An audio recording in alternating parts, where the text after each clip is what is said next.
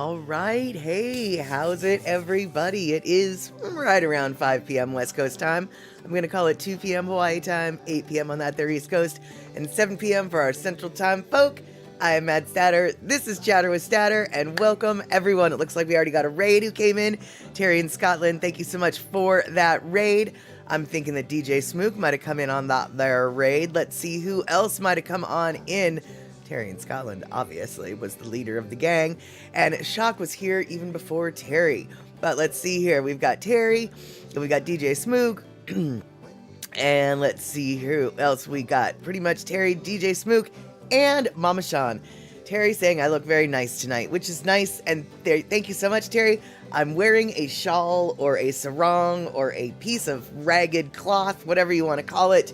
My house is a little bit chilly today. Fall is coming on in. It looks like we have e-music in the house as well, and it looks like we've got Pecola Tea here too. Fantastic, because we do have a little video from Pecola Tea that she shared with us many weeks ago, but it never got shown yet. It'll be a little trip or little video of a quick ferry trip in Sitka, Alaska. But before we get to all the randomness, and let me tell you, there is some randomness, why don't we get the party started? All right, let's do it.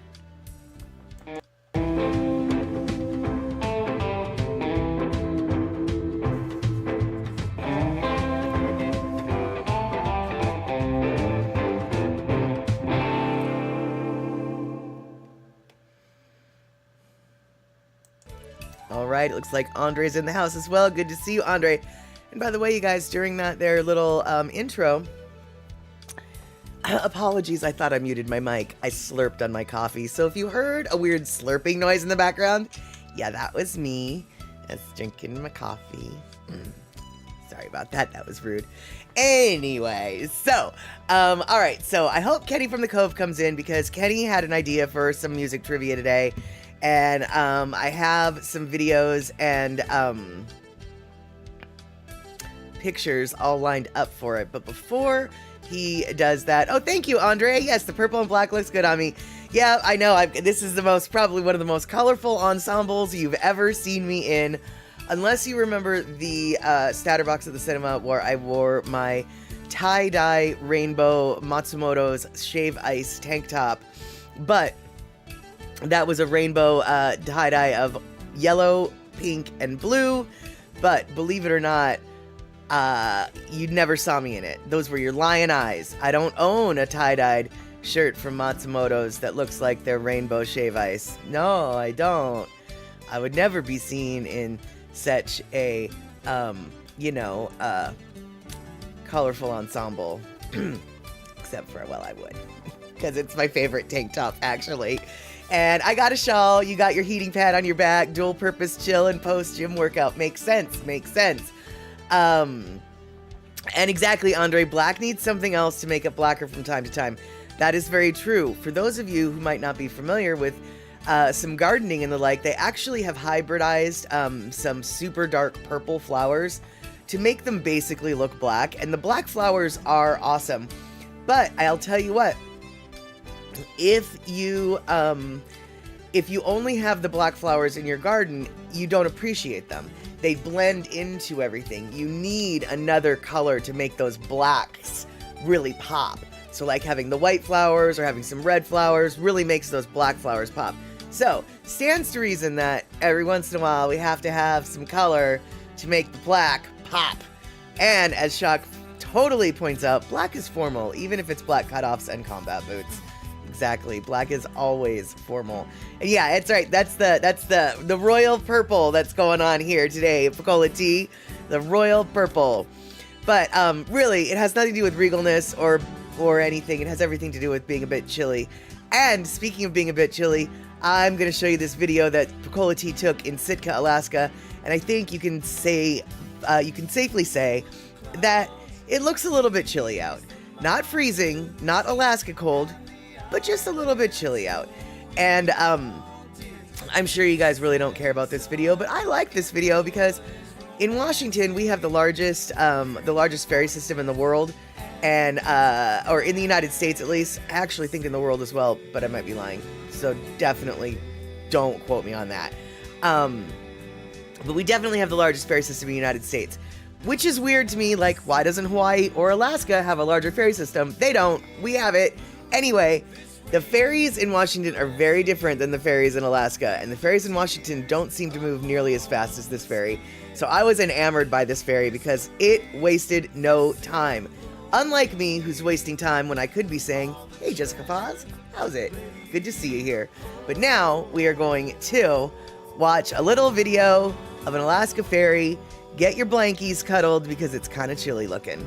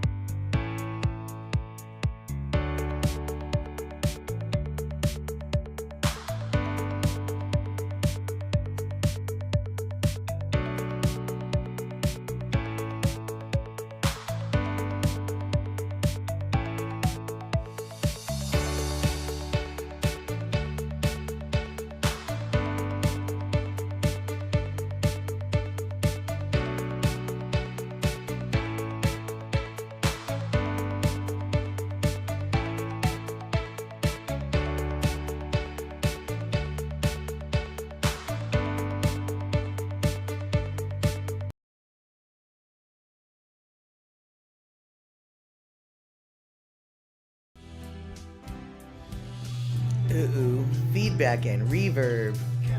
Uh-oh. Now it's not. Okay, so, let's see here. So Andre coming in with the facts. See, I had a feeling it wasn't the largest in the world. That would have made no sense. But it is the largest in the United States. That much I do know. Although, I have to say, yeah, I was going to say, Washington State Ferries has got to be close to BC, I think, because we do have a whole bunch of them. But yeah, so 21 vessels, 20 ports of call around the Puget Sound, carrying 24.2 million passengers annually is what we've got here. And exactly, eMusic, the ferry here doesn't go that fast. Woo, precisely, yeah. The ferries in Washington don't go that fast either, for the most part, and the reasons are twofold. First off, the ferries here are much larger. But also, the Puget Sound is a relatively small and enclosed body of saltwater, and there are a lot of islands within that small enclosed body of saltwater. So when the big ferries go fast, they create major wake.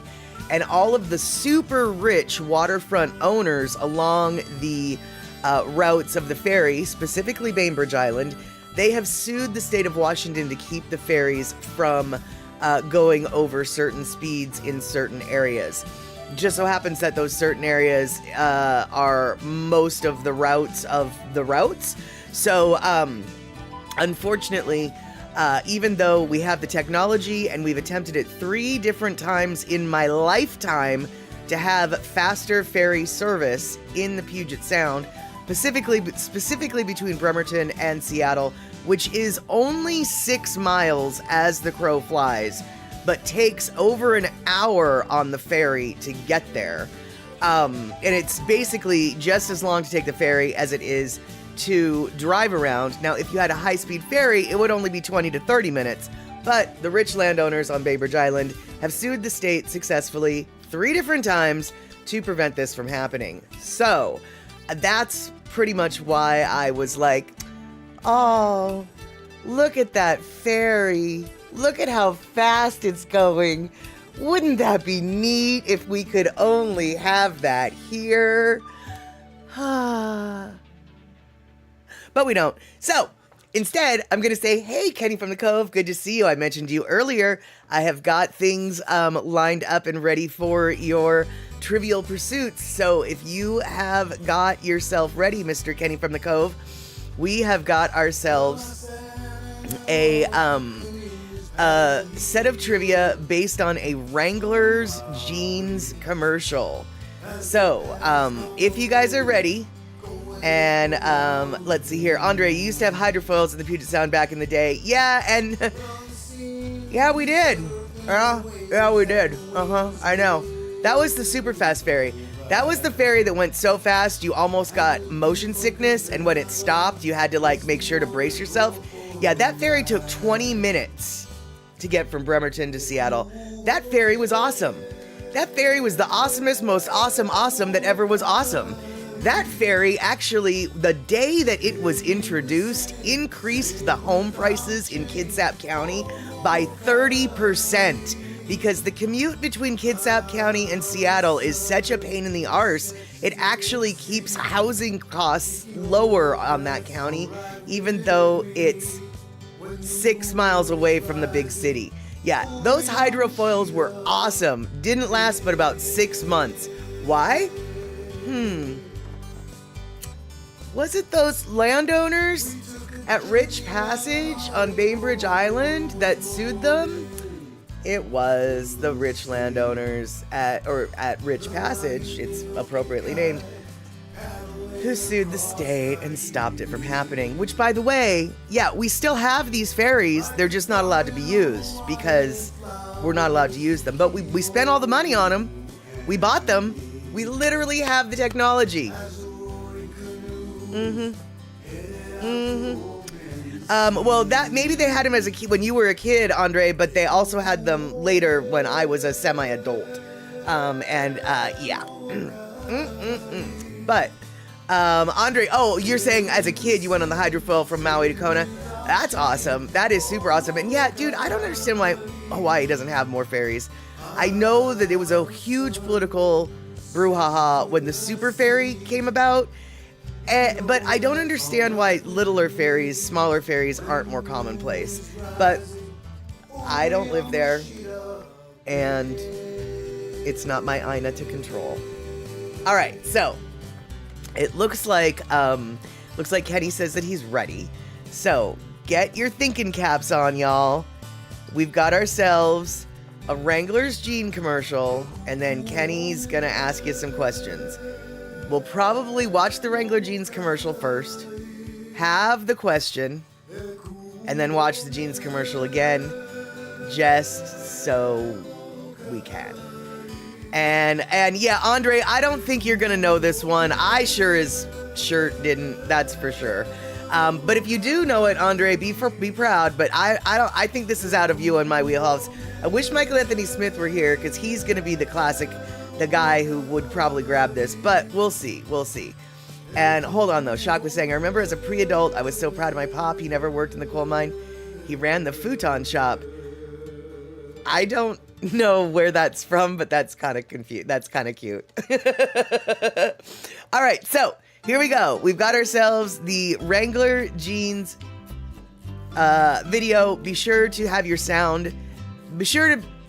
Okay, the question's gonna be based on the song, so listen to the song, okay, y'all? All right, there we go. When I wake up in the morning light, I pull on my jeans and I feel alright.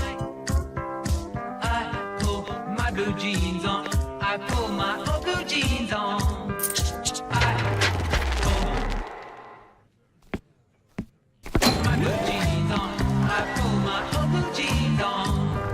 Wrangler, for the ride of life.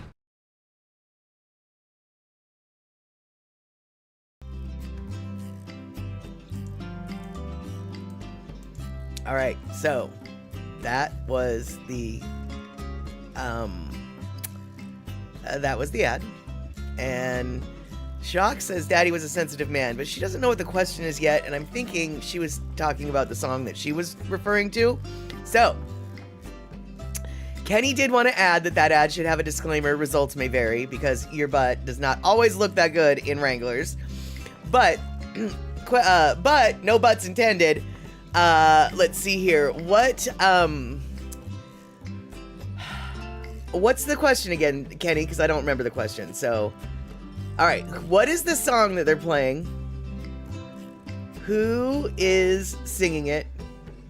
And when was it released? So this is a 3-part question.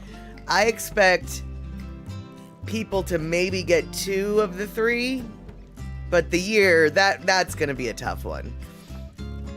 But yeah, so, all right, so one more time for those of you in back, I guess, or something. Who is what song, who's singing it, when was it released? eMusic says in the 70s. All right, there you go. When I wake up in the morning light, I pull on my jeans and I feel alright. I pull my blue jeans on. I pull my old blue jeans on. I pull my blue jeans on. I pull my old blue jeans on. Wrangler, for the ride of life. All right, so I'm going to go out on a limb and say this is actually a modern day commercial, despite the fact that the high-waisted jeans make me think it's 1986, not even going to lie. I'm also going to guess that it is a 1970s song, because it does sound like a 1970s song, but I truly have no idea. Macola T guesses 86. Honestly, with all that hair, I did think it might be the 80s, but then I noticed the one singular black dude in the commercial, and I realized that wouldn't have happened in the 80s. So that's why I think that the commercial's relatively modern. But yeah, it looks like, Kenny, you might have stumped folks here, because like I said, Michael Anthony Smith isn't here, nor is Gil Soto, and Terry in Scotland is pulling up an absolute blank, apparently. So, do we have any hints in the house for this particular, and, okay, the ad is running on TV now, so I was correct, it is a modern commercial. Song, Jeans On, singer David Dundas. I don't know any of this, but year release, 1976. Alright, so eMusic wins that, because she's the one who even got in the ballpark of one of the things. I mean, not like this is a competition or anything, but eMusic won that one. eMusic got that. eMusic was like sometime in the 70s, which is the closest guess that we got. I have no idea who David Dundas is, and so I really, truly am clueless about the song, but Mama Sean said that Dr. Steve said it's a British guy. And the feel good is the thing that is poking at me. Can't remember though. And let's see here. So Dr. Steve sounds like he kind of knew, but he didn't, and it was getting at him. All right, I get that. Exactly, Andre. Dazed and confused on this one. Precisely. And Terry in Scotland stumped you completely. Consider you gobsmacked. Andre, interesting. You knew it was a British guy the way he sang. I did not pick up on that. I mean, I guess now that you mention it, I can sorta, but yeah, okay. And shock, this is not a song that was played on WMZQ country station in the 70s in DC. Oh, no, that wasn't a country song. I have no doubt in my mind that that was not played on country music in the 70s. That's, well, this is what I can say. It was not played on KMPS, Classic Country 1090, or whatever. No, it was not played on Seattle country stations either in the 70s. I know that because I grew up listening to the country music stations in the Seattle area in the 70s, and so, yeah, no, that was not that. There's nothing about that song that even sounds remotely like it would have been played on a country music station in the 1970s. But it does sound like, as eMusic says, it sounds real close to a song in the 70s. Right, it was a minor pop hit in 76. Exactly, yeah. That was a pop song, definitely not a country song. Despite how it's being used in that commercial, which does heavily imply country. And oh my god, he was a lord? Lord David Paul Nicholas Dundas, yes, born June 2nd, 1945, is an English musician and actor best known for his chart success in the pop genre during the 70s, as well as later career in film and television scores. Okay, Who knew? Clearly he knows how to get his publishing dollars, though, putting that out on that Wrangler ad. Brilliant marketing. And shock, yeah, my perception was swayed by the visual context. It did not sound country either, but they played Candyman. Well, that is true. What passed for country in the 70s was wide variety of music, from honky tonk to almost disco. So there is that. But that to me was clearly not. No, that was a pop music phenomenon. And let's see here.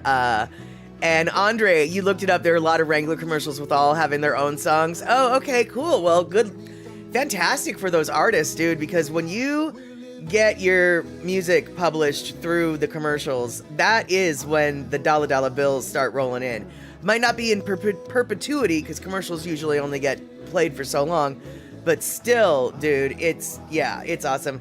And Chuck, what, are we allowed to Google? Well, yes and no. I prefer y'all Google after nobody knows it off the top of their head. Like, don't come in as the first one. Okay, let me rephrase that. Don't race to Google it and then try to beat everybody with the answer. If everybody's just like, the 70s?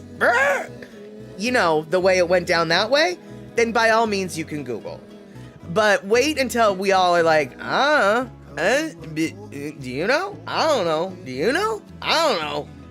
And then it's like, oh, Terry knows. Terry didn't really know. He just Googled it. And, and right, exactly, Terry. Your cousin Barbara's husband won a Grammy for playing steel guitar in Urban Cowboy. It wasn't exactly country either. Precisely. Yeah. What country did have a quite a flexible period for there for a while. And, all right, so we've got a little bit more time before our Lono listing break and other stuff, so let's go for a little bit more trivia and see what we can do. And I can tell you right now, Kenny already asked me these questions, and I am absolutely not even... I don't even know how I'd know how to Google some of this stuff. So, yeah. So, get ready, buckle your belts. Hopefully y'all know more about music or movie trivia than I do, which, fun fact, almost everybody does, so it's all good. One of the quotes that he's going to ask you to identify, because a lot of these are movie quotes, and one of the quotes I recognized, but I truly couldn't tell you anything about where or why or who or what. I felt like I'd heard that quote before, but nah. So get your fingers there, type in. And let's see here. It's Godfather or Apocalypse Now.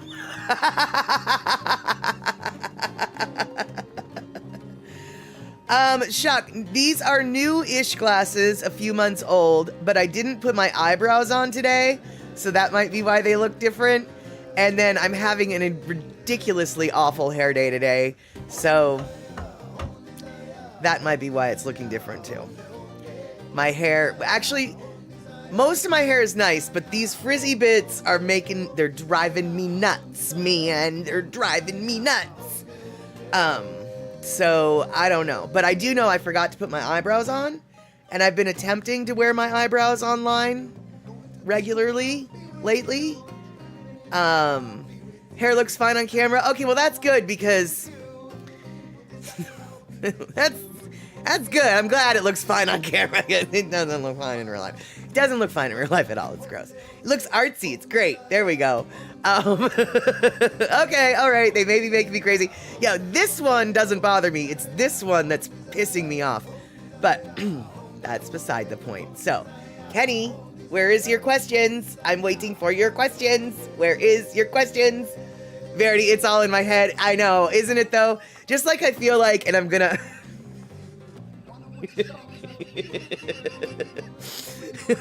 I know that I shouldn't do this, but I'm gonna point it out. I have this red dot right here, and to me, it seems like it's totally like as red as a little Indian bindi mark. I think I had like a little cyst, and I accidentally scratched myself and pulled it out the other day, and so it was just, woo, totally bleeding, and now I feel like it's just this glowing red dot. So there you go. That's my glowing red dot. And let's see here. All right. Yeah, attempting to wear eyebrows online is not a sentence that really should be spoken, but if you understand the context, it actually does make sense. However, the movie line that we're talking about, not the eyebrows, is over. Did you say over? Nothing is over till we decided it is. Was it over when the Germans bombed Pearl Harbor? Which movie is this from? Which character said it? Who played that character? And let's see here. Andre, you didn't notice until I said something. Exactly, which is why I really shouldn't have said something. And eyebrows should only be washed on the delicate cycle, then laid flat to dry. Very true. Very true. And Pecola Tea, 1942, Belushi. Let's see here. So I'm assuming... Okay, so I'm assuming the movie was 1942. I'm assuming the person who played it was Belushi. But I don't know if we have the character's name yet. And my warranty's up, says Verity. Yeah, because of what? Because I'm falling apart with my cysts. And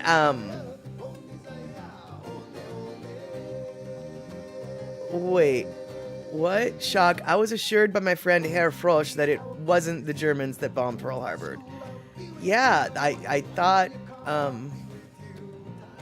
we were all in agreement about that one.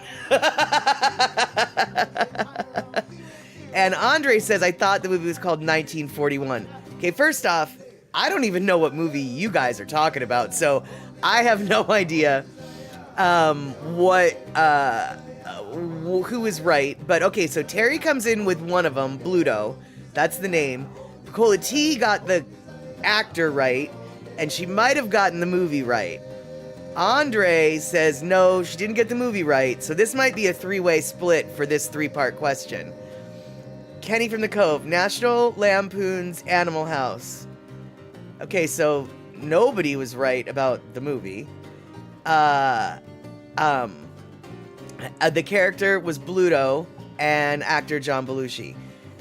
That makes sense because I was like, since when was John Belushi ever in a movie about World War II that might even be serious?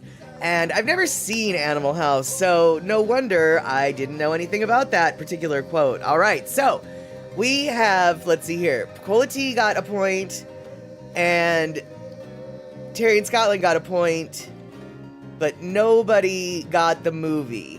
The question, Verity, which has now been asked and answered, was, there's a quote in a movie. Over, did you say over? Nothing's over till we decided what it is. Was it over when the Germans bombed Pearl Harbor? So the question is, which movie is this from? Which character said it? Who played that character? And the character was Bluto. John Belushi is the guy who played it. The movie was Animal House. So, 1941 is a 1979 American war comedy film by Steven Spielberg. And, yeah, but it doesn't look... Oh, John Belushi is in it. Oh, all right then. Who knew? And, let's see here. Let's see here. And so Verity knew Animal House. Okay, I'm gonna give Verity a point, even though she was just a little bit behind. It was right. Yeah, okay, gotcha. It was from Animal House, but Belushi was in 1941. I have never seen Animal House, and so, oh, Mama Sean, you feel so silly. You should have totally known that. Oh my God, you haven't watched Animal House? That's almost criminal.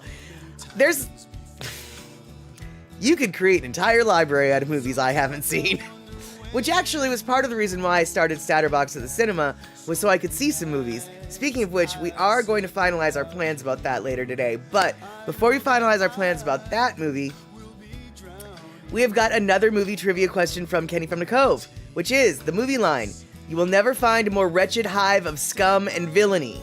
See, this is the line I feel like I've heard. So what movie is that from? What character and then what actor played that character. So same set of questions, different quote. There's never been, you will never find a more wretched hive of scum and villainy. Terry is saying Star Wars. Shock says Star Wars. Shock says Obi-Wan Kenobi. And see, Andre, I thought it was Princess Bride too. And but apparently no, it's Star Wars. You and I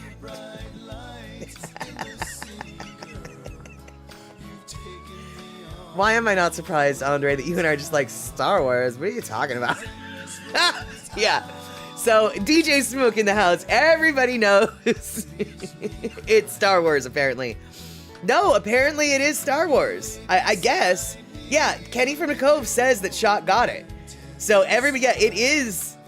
Oh, it's not. It is Star Wars. Got it. Yeah, gotcha.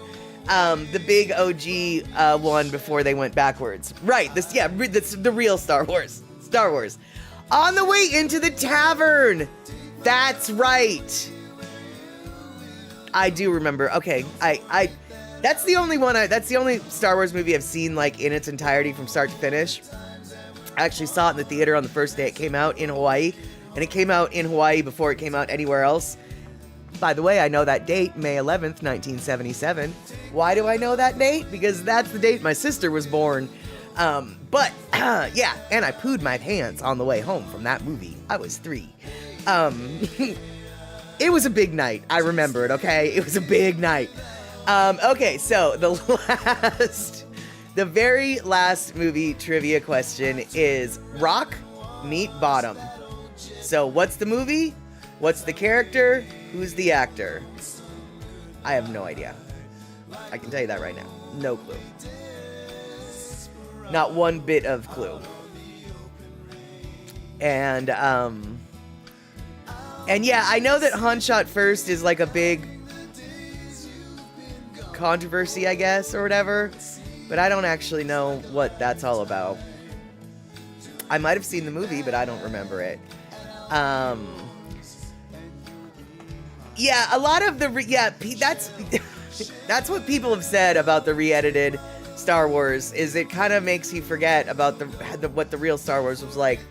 A lot of people really aren't stoked on the remasters and the director's cuts and the re-res.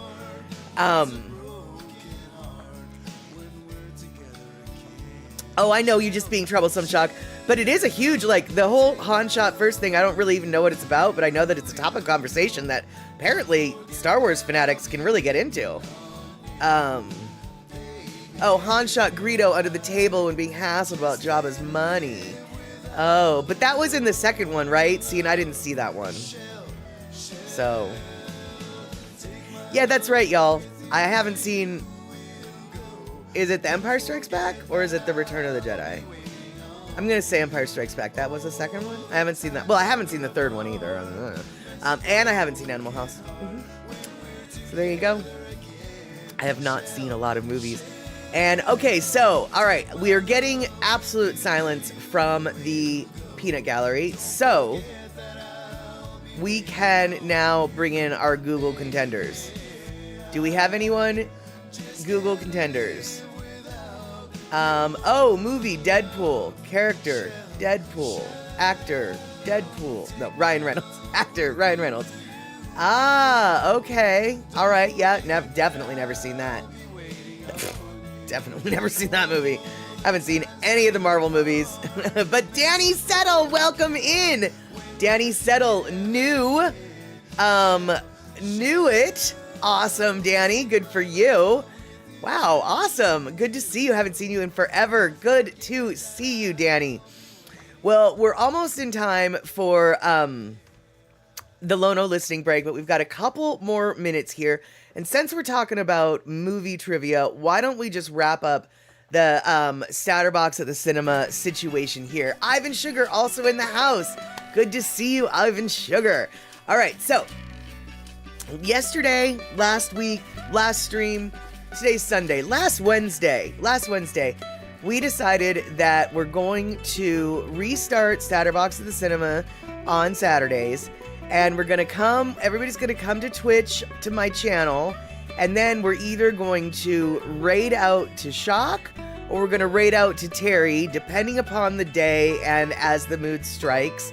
We're going to spread the risk around, and so if everybody's good with that plan, next Saturday we will once again start the movies up. Come to the Mad Statter Twitch channel, and then about 15 minutes in, when we normally start the movie, we will then raid out to the actual person's, where the movie's gonna be. We're going to go at Secret Squirrel back route movieing is what we're doing. We're not gonna let anybody know where the movie theater is. We have to meet at a secret location, my stream, and then we're gonna all move en masse to the new place. I don't know if that really is going to help anything, but that's what we're going to do. But now the real question is, next Saturday, what movie are we going to watch? But before we talk about that, Andre, thank you so much for the 600 biddies. Oh, it looks like we have got ourselves a hype train happening. I'm going to guess it's because Andre just gifted a fork ton of what am I saying? Subscriptions to everybody. Woohoo! Thank you so much for all of those gift subs there, Andre. Holy flirking snit. We're already on level 3. That's crazy, man. Yes, mahalo for all those gift subs. Super stoked. So, for all, and for the extra biddies on top of that. Okay, cool. So, for all y'all who, you can vote twice, I guess, because if you've already voted last Wednesday, you can vote again. And, I am wondering, do we want to watch Wonderworld next week? Do we want to watch Big Lebowski next week? Do we want to watch Master and Commander next week? Or do we want to watch Fried Green Tomatoes next week?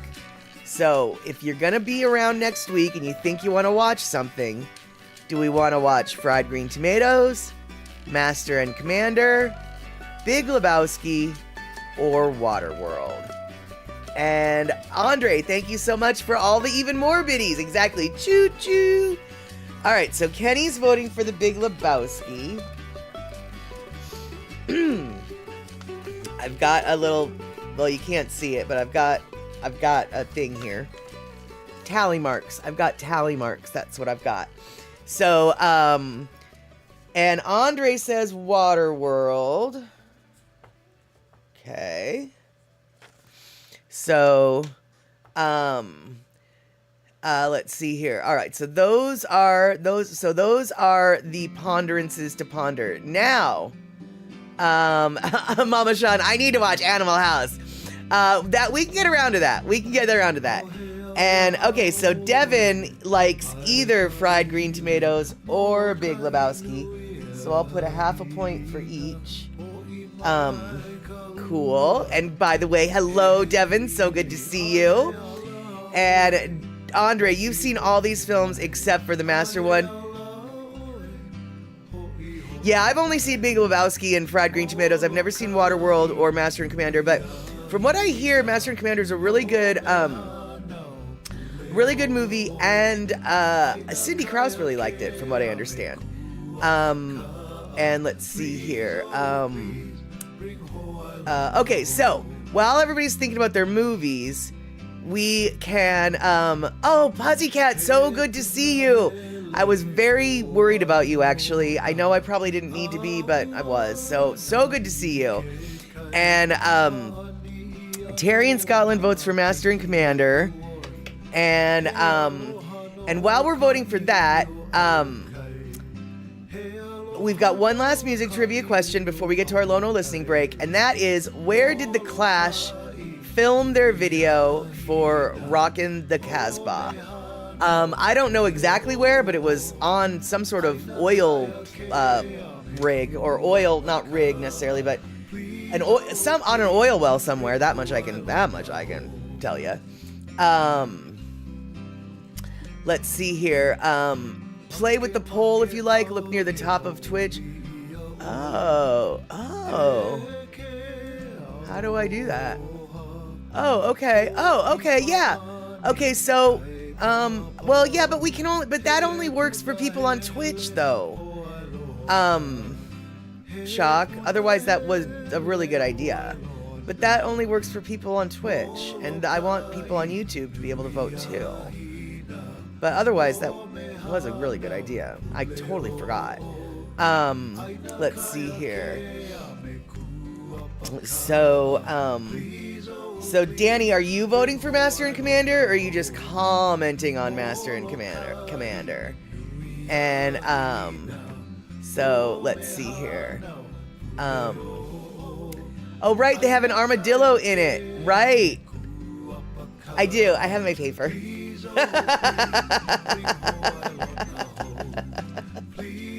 Yeah, no, Picola Tea, it's definitely not somewhere in the North Sea. It's definitely somewhere hot and dry. And I honestly do think that that Andre's right. It probably is somewhere in Texas, because there is an armadillo in it and there's oil wells in it. If it's not in Texas, it's in New Mexico. But okay, in Austin, yeah, that stands to reason. So there you go. And Kenny, you've seen all the movies except Big Lebowski? That's weird. And yes, the Mistress of Spreadsheets still uses paper. Oh, you better believe it, baby doll. I love my paper. And Ivan, I don't know any of those movies, so I think that all the options will be nice. Fair enough. I can appreciate that logic. Just commenting, you're for Waterworld since it was filmed in Hawaii and had friends. Okay, so we've got 2.5 people wanting Waterworld, 2.5 people wanting Big Lebowski,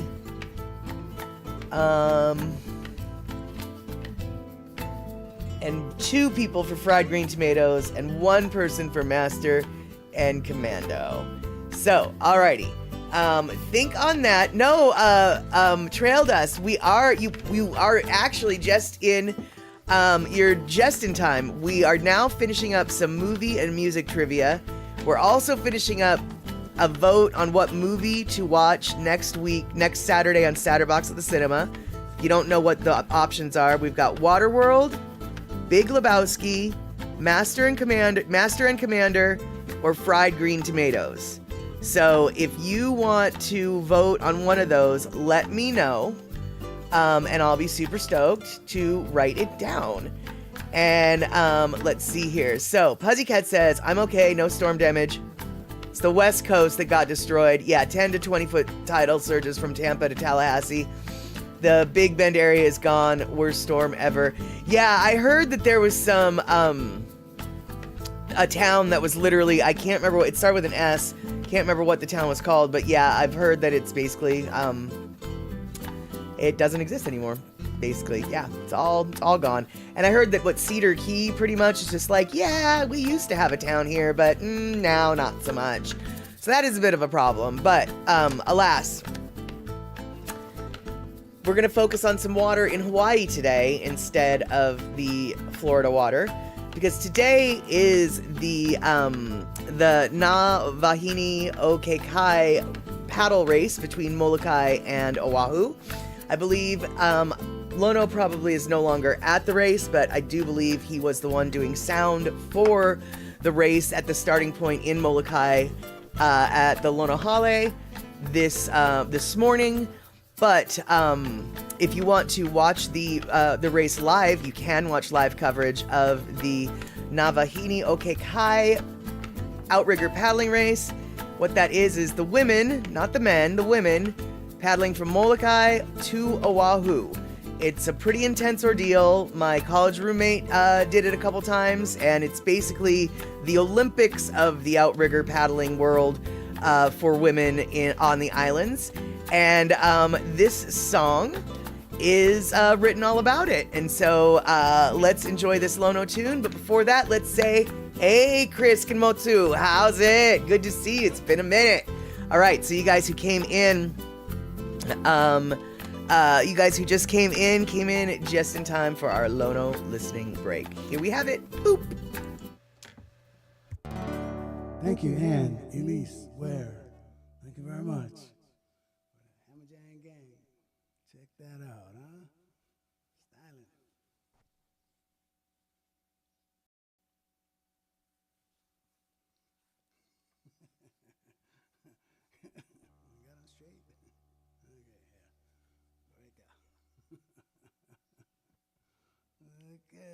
see. Make sure the bugger is straight, okay? Okay.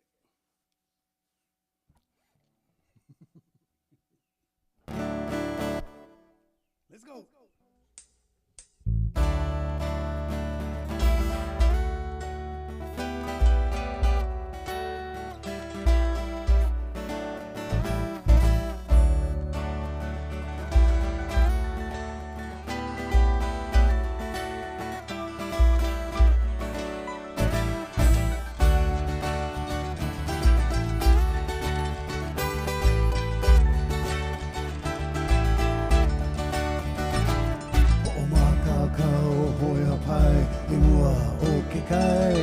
E vaini hoe wā, me kane hoe wā o molo kai. Amalo, holo holo mai, e kauna ka kai. Kalohi ke kai, e olu olu, pā hea mali e.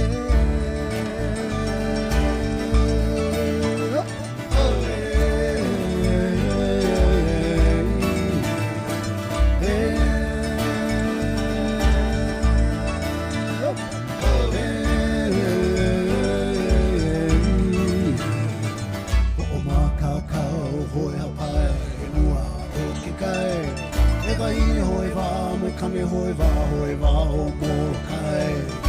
Kāmalo, holo holo mai, e kānaka kai. Kalohi ke kai, e olu olu, pā hea mali e.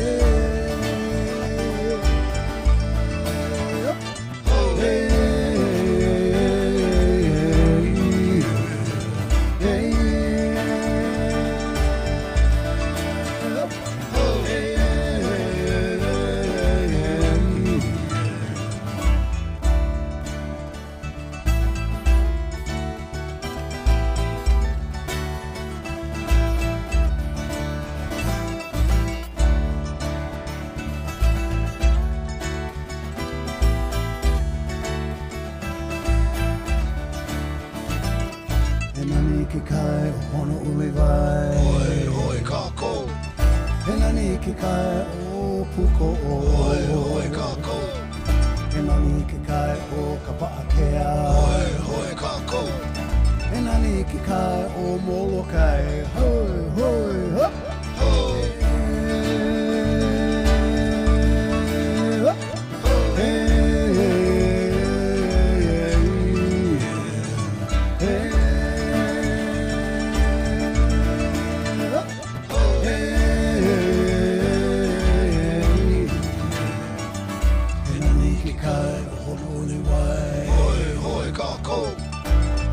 Ke kai o puko hoi kako.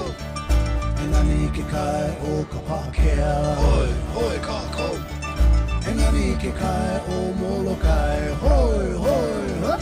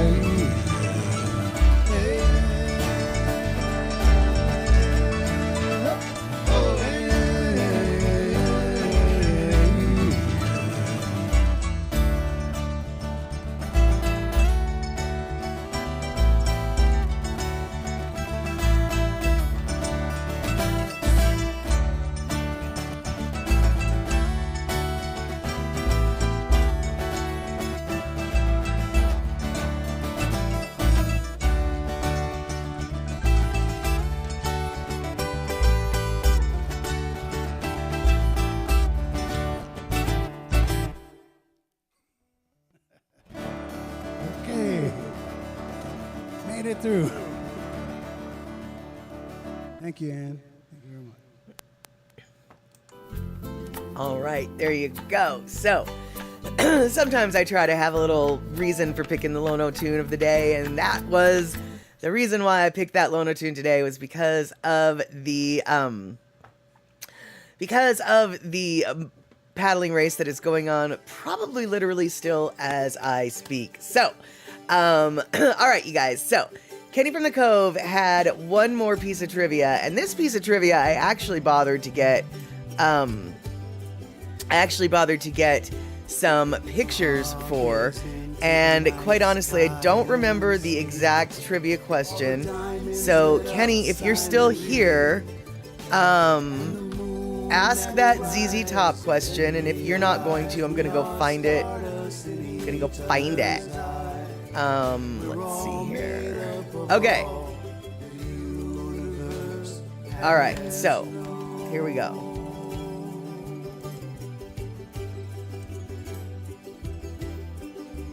Take the long and the winding road home, the path that is taken alone, far away they will hear somewhere. Oh, okay, never mind. We're asking a different one. Okay, ignore the pictures I just showed you. That's a different question. It's a different question. Ignore the pictures I just showed you. That's a different question. This is a movie question. We've got one more music question-ish, but this is a movie question.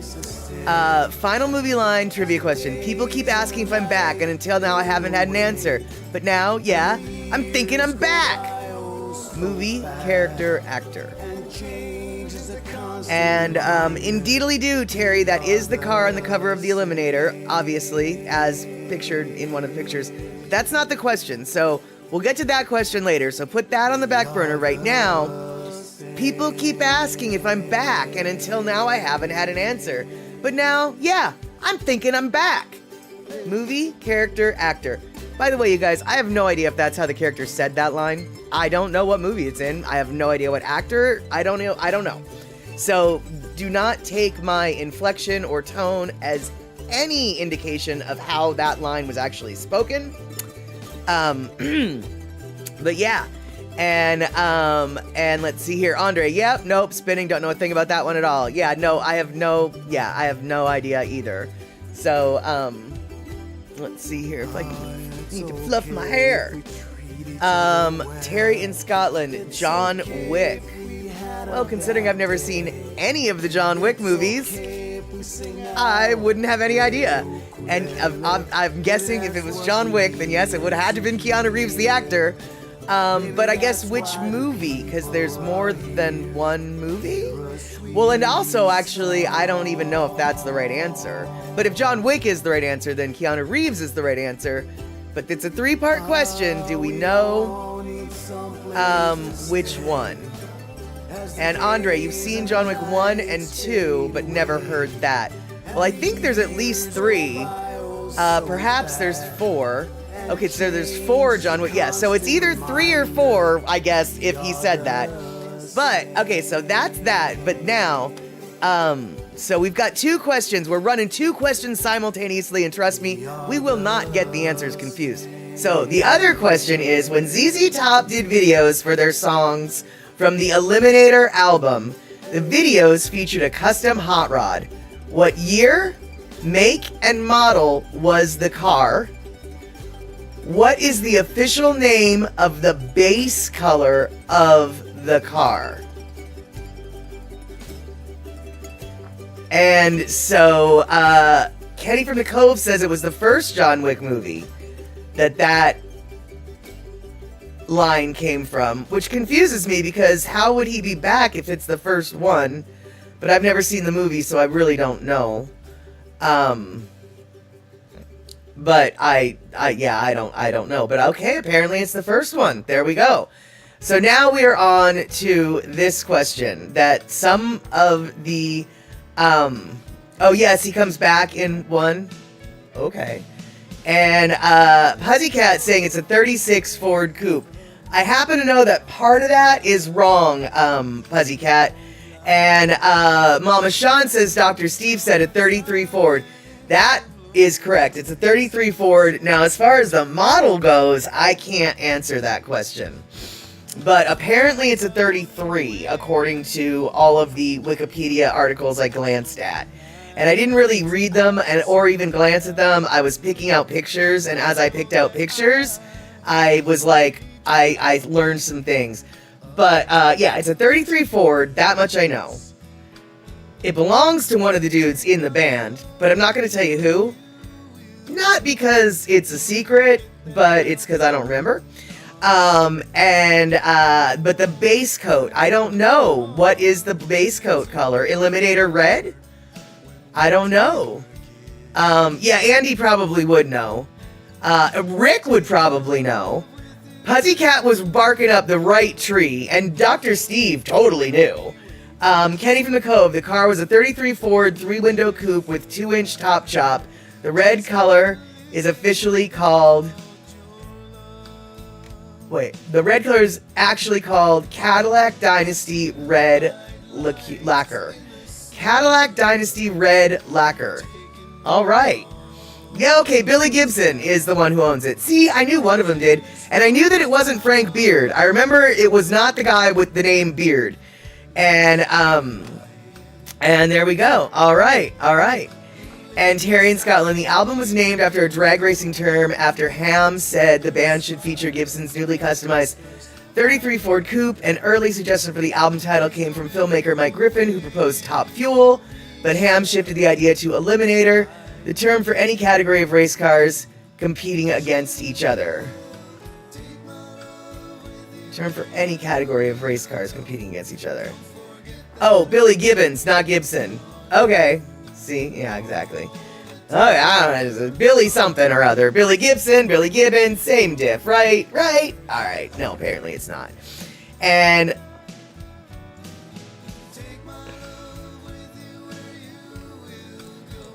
I shouldn't? Wait. I don't know why I'm reverbing.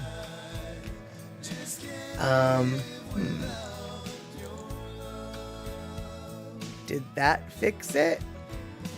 I don't know why I was reverbing like that, so that's weird. I'm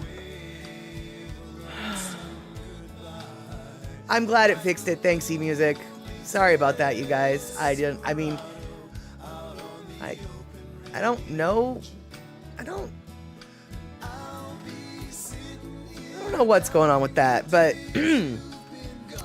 hopefully I'll figure it out and get it fixed one day. All right, so let's see here. We've got ourselves about half an hour to chitter chatter about things, and I was just wondering if you guys wanted to learn about eagles or gardens. We might have time for both. And let's see here. Kenny from the Cove. Billy Gibbons owns the car, which now sits in the Rock and Roll Hall of Fame. When he's in that area, he still takes it out for a drive. Nice. And you saw the show about the 33 being built. Nice. Excelente. Yeah, so eMusic, which movie did we decide on? Well, according to the Twitch poll, The Big Lebowski won. According to my poll, The Big Lebowski and Waterworld are tied. So I guess what we're going to go with is The Big Lebowski first. And then we'll go Waterworld next. And then after that, we'll figure out where Fried Green Tomatoes and Master and Commander will sit. So next Saturday, Big Lebowski. Let me circle that so I remember. So we won't forget. All right, we'll get that organized.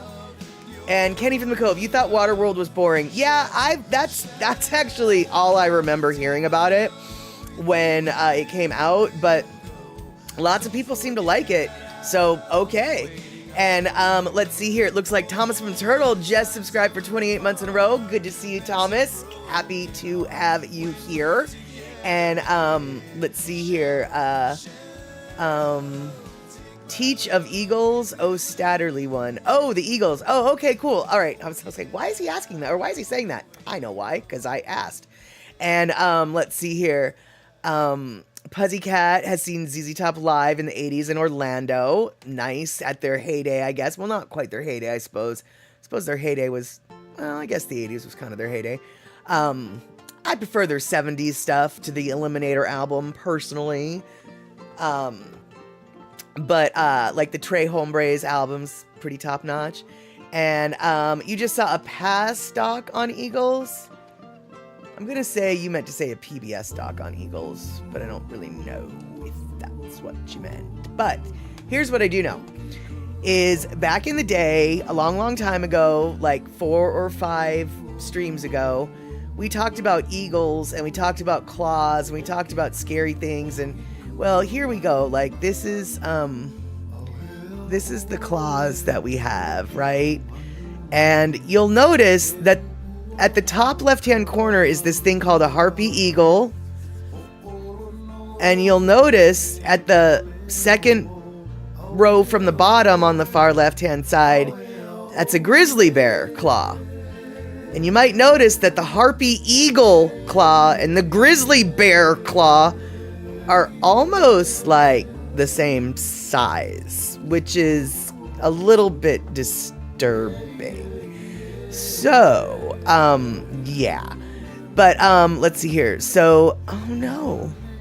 Did I do what I think I did? Yeah, so anyway, I wanted to show you guys, some things about harpy eagles. Like, these are harpy eagles. These are harpy eagles. These are the eagles. Look at the eagle. Look at the eagle. Look at the eagle. Look at the eagle judging you. Judging you like he's an eagle who will judge you. Look at the eagle. When I saw this picture, I thought it was a person in an eagle suit. Ivan, I'm telling you, they're like humans. I honestly thought, not this, but is that not judging you? Look at that eagle. He's just judging you right there. And that eagle is angry. Oh, that eagle. I thought that was a human in an eagle costume. When I first saw that picture, I thought that was a human in an eagle costume. I really, really did. Now that is a judging eagle. Humongous. Exactly, y'all. I mean, like, super, super huge. Now, golden eagles and bald eagles have a wider wingspan than harpy eagles, but harpy eagles are almost twice as big as a bald eagle. Imagine that. Y'all have maybe seen a bald eagle in real life, right? Yeah, harpy's eagles weigh twice as much, but their wingspan is a little bit shorter because they live in dense forests in South America. And so in order to fly through the trees, their wingspan needs to be a little bit smaller than those of the bald eagle or the California eagle, where they are flying in wide open spaces. So yeah. So this eagle, this one right here, yeah, look at that eagle. Yeah, remember, that eagle has claws as big as a grizzly bear. Look at those claws. And then at this next one, let's see if I can do it. Let's see if I can pause it. Yeah. Look at the dude's hand. Look at that guy's hand, the human, not the eagle, the human. Look at his hand. And then look at that eagle's claw. And look at his hand, and look, that eagle could tear his hand off. I mean, good Lord. And then this is a harpy eagle claw, top row, left side, grizzly bear claw. Second row from the bottom, far right hand side. That claw is as big as that dude's face. Exactly. And Kenny, yeah, I guess, but seriously though, this eagle has a judgmental look like nobody's business. I've never seen a photo of an eagle of any kind where it didn't look like it was thinking shove off punk. Yeah, exactly. But no, oh, whoops, hold on. That is the shove off punk. That is the most judgmental face I've ever flippin' seen. Ever in my life. And, I know, right? Polar bears have smaller claws than a grizzly. Precisely. Your ass is grass, dude. Yeah, that is exactly what that eagle is saying. And that eagle is just not even looking at the human because it's just like, I don't even want to look at you because if I look at you, I want to tear your face off. And so, Shock, how did we get onto harpy eagles? Things took a very serious left-hand turn. I mean, like a sharp left. Yeah, we almost a reversal, almost a 180.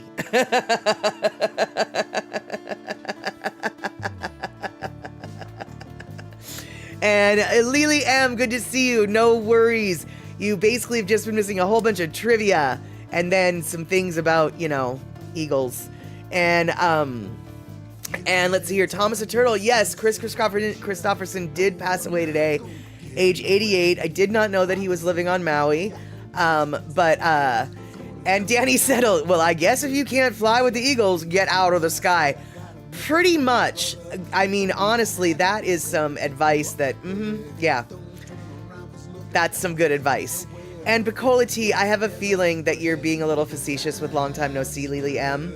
Because weren't you all part of the Oahu gathering of yumminess and breakfasts?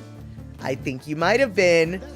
For those of you who don't know, a couple Hamajang gangers met a couple days ago on Oahu. Option. I think Bacola T was there.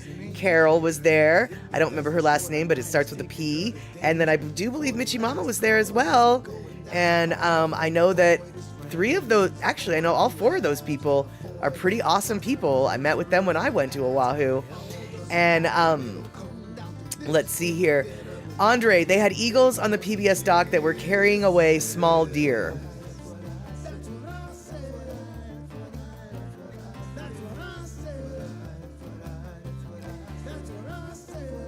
Yeah. No. Thank you. Honestly, though, I wouldn't be surprised if it was a harpy eagle that was the one that was carrying away a small deer, but with them living in the woods and stuff. But then again, I don't know. Golden eagles and bald eagles also have access to deer. Either way, oh my. Oh my. Yeah, no. Did I mention no? I refuse to acknowledge that as a reality. Much like I refuse to acknowledge the fact that there are spiders in South America that eat birds. Y'all already knew that, right? The Goliath spider in South America. They're big enough that they eat birds. Birds!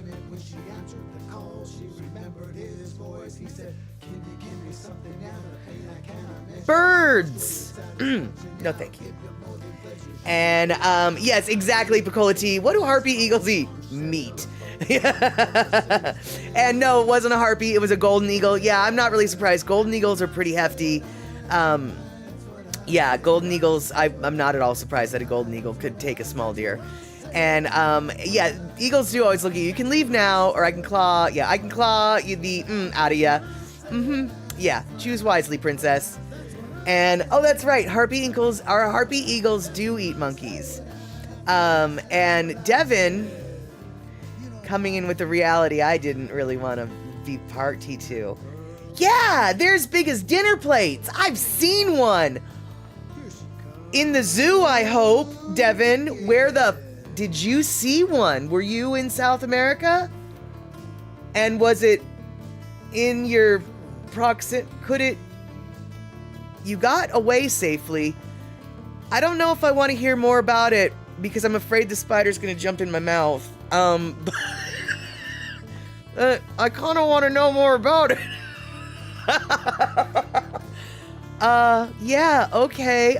Yeah, exactly, Danny. Those harpy eagles eat anything they want.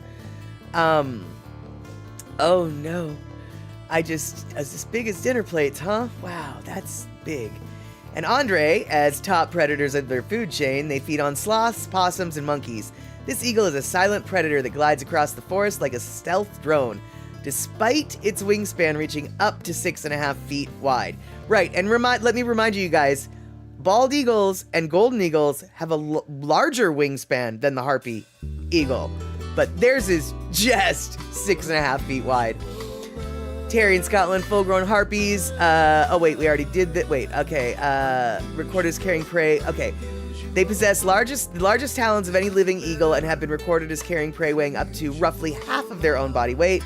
This allows them to snatch from tree branches a live sloth, and other large prey items. And I'm sure they could lift a little piglet if it was small enough. And okay, it was at a reptile show in San Diego. Whew. All right, there we go. And Shock, there was a nope-sized spider that kept building its web across your back door a few weeks ago. Yeah.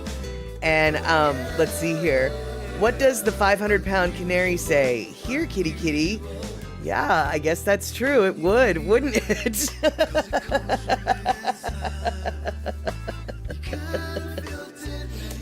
All right, so let's see here, Kenny. The only eagles we've seen in the wild here were the bald eagles along the Colorado River, no Marble Falls. Those are some huge, beautiful, fearsome birds. Yeah, totally. Yeah, bald eagles are amazing and they are huge, but what's even more stunning is golden eagles are actually notably bigger. And so when you see a golden eagle next to a bald eagle, you're like, whoa. I mean, I guess you can quote me on this because I say it a lot, but you're like, whoa, dude. Seriously. Wow. Yeah, quote me on that. Whoa, dude, seriously. Yeah. We have ospreys and bald eagles here, says Shock. Yes, we have ospreys over here in the Seattle area too. And for those of you who don't know, ospreys come in another, have another name that they go by. And you might be familiar with that other name. The other name for an osprey. Anyone? Bueller? Anyone? Seahawks! Exactly, Picola T. Ospreys are also known as Seahawks. And, let's see here. You saw a bald eel getting dissed by crows for dropping its fish on Seahurst Beach, and it was calling back, sounding kind of wimpy. Yeah, actually, that doesn't surprise me. And I will say, if you've ever heard of, in real life, okay, let me start over. In movies and in TV and all the other times when you generally see a bald eagle and then you hear a bald eagle, they're not giving you the real bald eagle noise. It's a hawk. That's a hawk noise. That like sort of screechy bird of prey noise that we're all familiar with. That's a hawk. Eagles sound like little songbirds.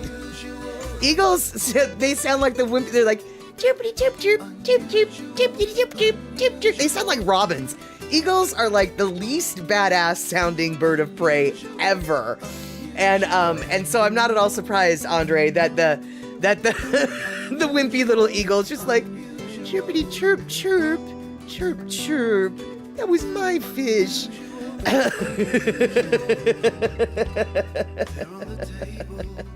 And Terry in Scotland, yes, from what I understand, the statistics I've been paying attention to, the Seahawks are undefeated so far.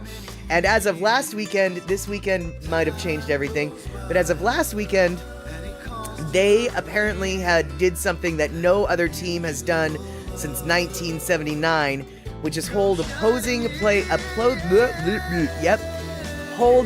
teams to under 150 yards cumulatively, I guess, or maybe per game, I don't know.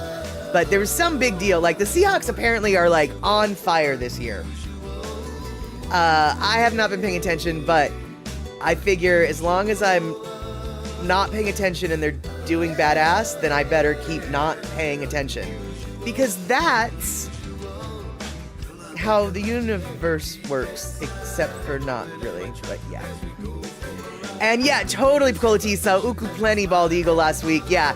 And in Alaska, actually, this is so awful and embarrassing, but in Alaska, bald eagles are kind of considered trash birds. They're definitely considered nuisance birds. They're kind of a pain in the arse. They're overabundant. And some people really actually get annoyed at the eagles because there's just so many of them. And let's see here. Let's see here. Thomas a turtle. You had a bald eagle land in a tree on our 5 acres. Nice. Was cruising and circling the rivers for a week and then disappeared. Cool, dude. I love it though when they hang out for a little while and you get to know them. It's like, oh yeah, I've seen that eagle. I have a friend whose parents live on the Hood Canal, which is a narrow body of salt water, where some of the best oysters in the world are grown, but that's beside the point. They actually have an eagle that has a nest on the cliffside above their house, and the eagle has been trained to come to their house they will take out a turkey leg and wave the turkey leg in the air, and then the eagle will somehow see it. Even if you don't see the eagle sees the turkey leg, and the eagle comes down and takes the turkey leg out of their hand, and it's pretty scary, actually. I mean, it's super cool, but it's also pretty scary. It's super cool, but it's really scary. And right, exactly, Picola T, one time on a fishing trip, you had to unhook and put away our catch quickly before the eagles would swoop down and steal them. Precisely. And, oh, that's so cool, Puzzy, you've seen ospreys eat fish on the telephone pole in your backyard and then drop the fish in your yard. Kind of stinky, but good fertilizer, I guess. Oh, really, Shock? Howler monkeys are a case in point. The bigger the voice, the smaller the... yeah, the smaller the monkey, so to speak. All right, so one last topic that we're going to cover today, and it's a very quick topic, but see, Honda, exactly. Vancouver, Canada has an issue with eagles at the dump. Precisely. I mean, I know that they're our national emblem, but they're kind of trash birds. They're really just like kind of bigger seagulls in a weird way. I know that's just an awful thing to say about, our beloved eagle, but they're kind of trash birds. And Kenny, the funniest eagle thing you've seen, 2 eagles apparently having an argument up in a nest. There was lots of squawking and flapping going on, so I assume they were on different sides of a very heated issue. Who knows with eagles? Well, if they were sharing a nest, it was probably a mom and a dad, and yeah, they were arguing over who's sitting on the egg and who's getting food, or I've been sitting here all day and I'm starving. I need to go get a drink. You need to sit here. I don't care if you want to go visit your buddies at the bar. The fish bar is closed for you. I need a drink at the fish bar. And, Shock, I heard that Ben Franklin wanted the wild turkey, a much smarter bird, but I've also heard that that's not true, so I don't really know what's true or not. But what I do know is true is we are getting close to the bottom of the hour, so we're not going to talk about the gardening issue that I thought we were going to talk about, but I will talk about it next time. Let's see here. Eagles are the trailer park rednecks of the flying raptor world. I don't know enough about all of the raptors to say that, but I would say it's probably not too far off. As for the trash thing, well, me looks around and shrugs her shoulders helplessly. Yeah, exactly.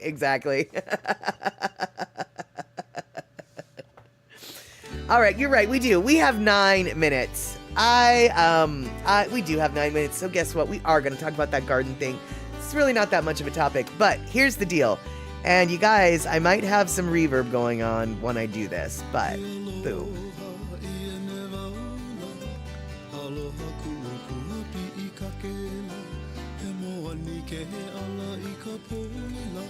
Okay, I don't know if I'm gonna have reverb here. Let's hope not. But all right, you see all these pictures of squashy squashes and all the different kinds of squash that there are, because there's a bunch of different kinds of squashes, right? And we're getting into the end of gardening season where people might be thinking about maybe harvesting their harvest, and if they're lucky, maybe saving their seeds for next harvest. Well, guess what? No. Oh, Kenny, good Lord, no. My bounty was about 1.5 pounds of green beans and maybe 0.5 pound of peas. My garden was not bountiful. But squash, y'all, I don't know if you guys are aware of this. In the wrong circumstances, squash can actually be toxic. And yeah, zucchini in America, courgette in England. You put a zucchini in your beef stew today, yummy. I actually like zucchini in soup. But check this out, you guys. Did you know that squash can actually, if they cross-pollinate with the wrong kind of squash, or the right kind, I guess, depending on how you're looking at it, they can actually become poisonous. There's a thing called toxic squash syndrome.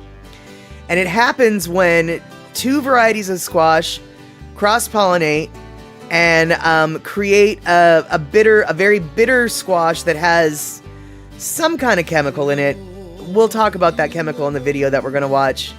But basically it causes stomach upset, inflammation of the kidneys, and pancreatitis. And I don't necessarily know if it's a death-inducing situation, but for real, toxic squash syndrome is a thing. And I've got a video here that kind of explains it and then tells you how not to get it. So if you're a gardener who likes to save your own seeds, you might want to pay attention to this, because this actually does matter. If you're going to be growing pumpkin, squash, or gourds, and you want to save seeds so that you can grow those same varieties in future seasons, there's something called toxic squash syndrome that you should be aware of. I'm going to talk about what that is and what you can do to prevent it. Toxic squash syndrome is an illness caused by consuming cucurbitacins that are poisonous to eat at high levels. So what are the symptoms? Essentially tummy trouble, but it can cause swelling in the pancreas, liver, gallbladder, and kidneys. But how will you know if a squash will make you sick? Luckily, it's pretty easy to tell. Squash with high levels of cucurbitacins will taste bitter. Don't swallow any bitter-tasting bites or continue eating it. So what causes it? Cross-pollination. So let's talk about how to avoid it.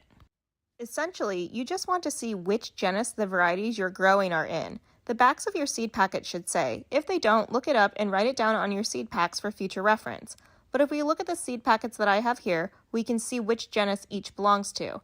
I have a Peppo, a Machada, and a Maxima. And these seeds are ones that I saved from a grocery store squash. And because I am not even sure at all what variety it was, I can't really look it up. So if I grow these, I should just use them decoratively only. Even store-bought ones where you know what the variety is can be risky because you don't know how they were grown and how closely they were grown to other squash varieties. But back to the varieties you are sure about, I have these jack-o'-lantern pumpkin seeds that are Peppo and this delicata squash, which is also a Peppo. So if I wanted to grow both of these and save seeds, I shouldn't plant them together. The cross-pollination that could make you sick won't affect the current growing season squash, but if you saved the seeds and they did cross and you planted saved seeds from either of them, they could give you toxic squash syndrome. But I could plant a Peppo next to a Maxima or a Machada and it would be fine. If you've got more than one variety of each genus and you really wanted to save the seeds, you could try staggering your seed starting times so they don't flower at the same time. Or if you have the space, you could plant them far apart. You could plant one in the front yard or one in the backyard. But I think they really do need to be planted pretty far apart to avoid any kind of cross-pollination. And if you have a small growing area and you're really tapped for space, just don't save the seeds. It's not worth it to waste your time growing something that could make you sick. And squash seeds are relatively inexpensive, so you can just buy a new pack each year if you need to. Something else you could try is covering the flowers to try and avoid cross-pollination. I use these organza bags, and these are pepper plants since I don't have any flowering squash plants to show you right now, but it's the same concept. I wanted to save seeds for my peppers, but I want them to breed true. As far as I know, crossed peppers won't make you sick, but to keep the seeds true to the variety, placing an organza bag over the flowers and then hand pollinating them myself should prevent the cross-pollination. And even if you do end up with crossed squash because you noticed it looks crossed, it's probably okay to eat as long as it isn't bitter. But remember, if it is bitter, spit it out, stop eating it, and don't save the seeds.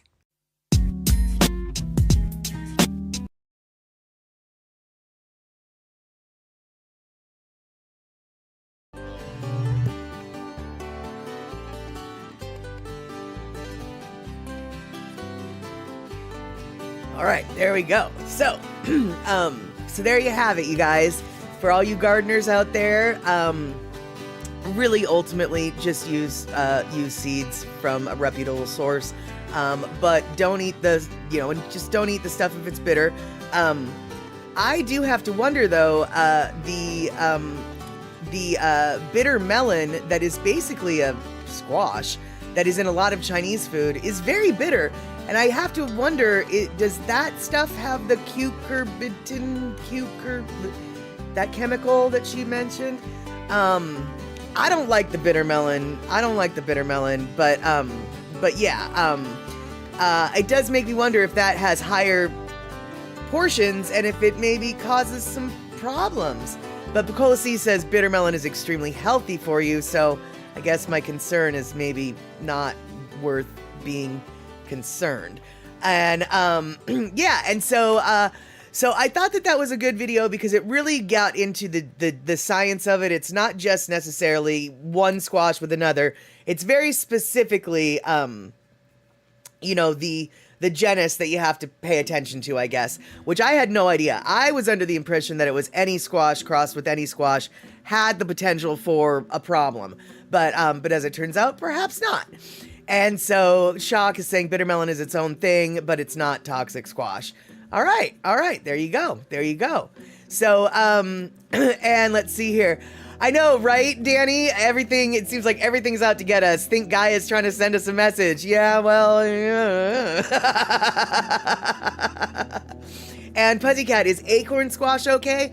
Well, yeah, obviously store-bought acorn squash is going to be okay. And if you grew it yourself, it's probably okay. But it's if you save the seeds and it gets cross-pollinated with something else. But if you're only growing acorn squash in your garden, then you don't really have anything to worry about in regards to cross-pollination. And so yeah, and is acorn squash okay? I don't know if you mean like okay to eat or if you mean like poisonous, but acorn squash is okay to eat. It's delicious, man. One of my favorite things to do when I'm going camping is wrapping an acorn squash in a bunch of tinfoil and throwing it in the fire and just letting it roast up, and then you just eat it out of the skin. Butter, brown pepper, no, black pepper, salt, butter, delicioso. And there you have it. So, acorn squash confuses the squirrel, says Terry in Scotland. It's the only squash that you can eat, says Puzzy. Interesting, you don't like zucchini or you don't like anything else like that? I prefer the summer squashes to the winter squashes myself, but acorn squash and delicata squash, quite lovely. And, alrighty. Devin letting us know that we are 1 minute past the bottom of the hour, and Pussycat was trying to let me know we had 2 minutes to go, back 2 minutes ago. So we're going to say goodbye, but we're going to see each other 5 p.m. Wednesday for all sorts of random stuff. Who knows what? We're not going to talk about Harpy Eagles probably, though, because we already talked about those today. Oh, Pussycat, that's why you have, Oh, right, so no zucchini for you. Right, yeah. You could probably have a butternut squash too, though. But either way, I get you. Yeah, you've got to have no summer squashes for Pussycat, please. He can't do the seeds. I get it. And, Shock, your husband thought toxic squash syndrome was a pumpkin spice joke. I could see where his brain went with that, but no, that's not what it was. So, all right, you guys, I want to thank everybody for hanging out here. I want to thank everyone for subbing, resubbing, and gift subbing. I want to thank Andre for the biddies. I want to thank Kenny for the jokes and the trivia. I want to thank everyone here for chattering away. We will hopefully see each other 5 p.m. West Coast time on Wednesday. And if we don't see you on Wednesday, we might see you 6 p.m. West Coast time Twitch on Saturday for the big